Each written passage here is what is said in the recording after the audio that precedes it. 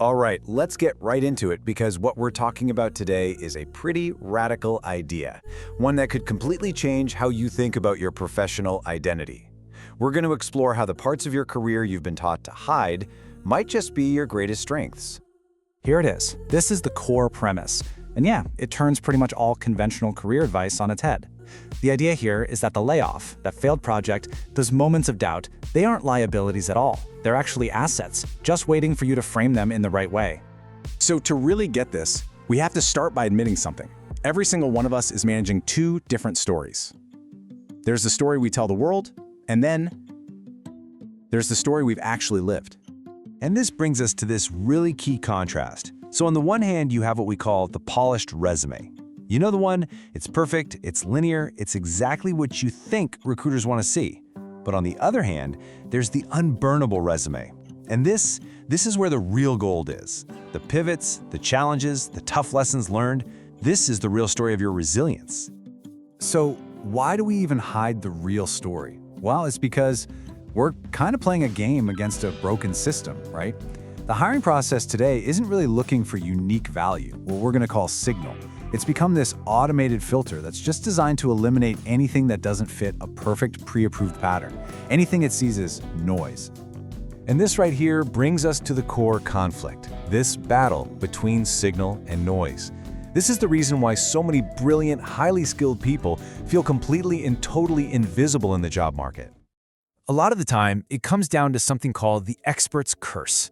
It's when you are an absolute master of your craft, but you're speaking a language that the market just doesn't understand.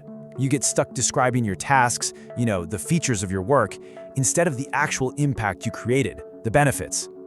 Let me show you what that looks like in the real world. Saying you managed 50+ B2B accounts is just noise. It's a task, it's a what, but if you reframe it as grew a B2B portfolio by 150%, contributing to a record-breaking sales quarter, now that is a powerful signal. You see the difference? It translates your actions into tangible business value they can actually understand. You know this feeling of being misunderstood? It can start really early.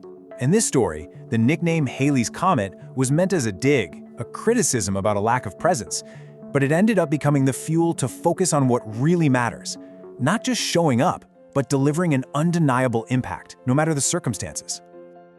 Okay, so how do we fix this? We stop hiding and we start architecting.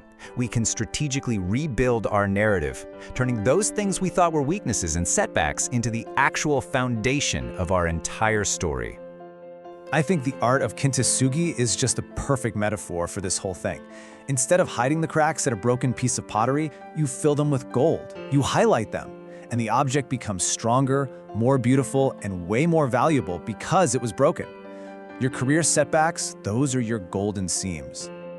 Now, building this new identity, it's not about just, rewriting a document and calling it a day. It's a system. It's an architecture, really, that's constructed from 3 distinct strategic layers. It all starts with the foundation, which is strategic alignment. This is your why. Before you even think about your resume or LinkedIn, you have to prove to yourself first that the story you want to tell is aimed at a real, tangible market need, a problem worth solving. So once you have your why, you build the structure. This is narrative cohesion. This is the what. This is where you find what we call the golden thread, that single, powerful storyline that connects all of your diverse experiences, even the messy parts, into one single, compelling narrative. And finally, you have the finish. This is emotional connection, the how. This layer makes sure your story doesn't just list a bunch of facts, but that it actually connects on a human level. This is where you translate your achievements into the language of impact and make that hiring manager feel that you are the only logical, inevitable choice for the job. And when you build your story this way, you create an incredibly powerful competitive advantage. You're not just showing off skills anymore, you're demonstrating a proven protocol for resilience. I mean, just take a look at this story. 8 applications to the exact same employer, 7 rejections. Most people would have quit long before. But when you reframe this, it's no longer a story of failure, is it? It becomes the creation of a perseverance protocol. That is tangible proof of resilience that is so much more powerful than just saying, oh, I'm a hard worker. The tool for all of this is something called strategic honesty.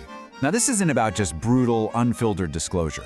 It's the art and the science of framing your authentic journey, cracks and all, in a way that is just so powerfully persuasive and demonstrates your unique strength.